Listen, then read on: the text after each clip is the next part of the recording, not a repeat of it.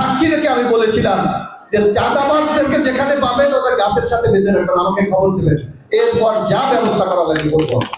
নির্বাচনের সে যে ওয়াদাগুলি আমি করেছিলাম, আজকে 12 তারিখ নির্বাচন হয়ে গেছে, আজকে আরেকটা মাসের মার্চ মাসের 6 তারিখ ইনশাআল্লাহ এখন পর্যন্ত কলাপাড়ায় আমরা যে কথাগুলি দিয়েছিলাম সেই কথাগুলি এখনো রাখতে পেরেছি।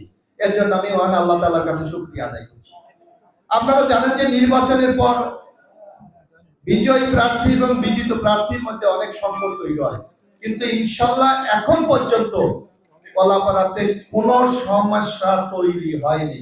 এইটা আমি মনে করি এই সাফল্য কলাপাড়াবাসী, কারণ আমরা নিজেরা ইলেকশন করেছি, নিজেরা বিজয় হয়েছি, কেউ পরাজিত হয়েছি, কিন্তু কলাপাড়াটা কিন্তু আমাদের সবার। আমি একটু অনুরোধ করবো এই মঞ্চে যারা আছেন এবং সামনে যারা আছেন, আমি মনে করি আমার একার পক্ষে কলাপাড়াকে উন্নয়ন করা, ভালো রাখা সম্ভব না। যার জন্য আপনাদের সহযোগিতা দরকার, আপনাদের সমর্থন দরকার, আপনাদের পরামর্শ দরকার, আপনাদের কখনো নির্দেশনা, কখনো উপদেশ আমার দরকার। কারণ কলাপাড়া মানুষের চাহিদা নানা রকম।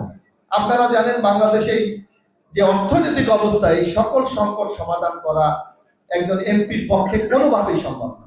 কিন্তু আমরা যদি সামাজিক নিরাপত্তাটা নিশ্চিত করতে পারি, আমরা যদি চাঁদাবাজিটা বন্ধ করতে পারি, আমরা যদি দলবাজিটা বন্ধ করতে পারি, আমরা মানুষের অধিকারকে যদি সংরক্ষণ করতে পারি, আমার মনে হয় অধিকাংশ ক্ষেত্রে আমরা সফল হব ইনশাআল্লাহ। গত প্রায় 20-22 দিনে আমরা সেই জিনিসটা কলাপাড়া মানুষের কাছে এই আস্থার জায়গাটা আমরা প্রতিস্থাপন করতে আমরা সক্ষম হয়েছি।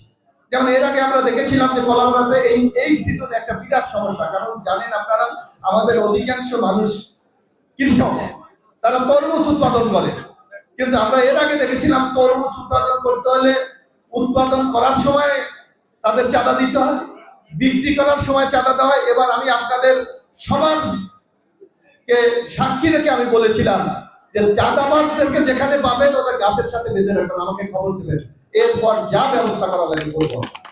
কিন্তু এখন পর্যন্ত ইনশাআল্লাহ তরমুজের কোনো চাঁদাবাজির খবর আমাদের কাছে নাই।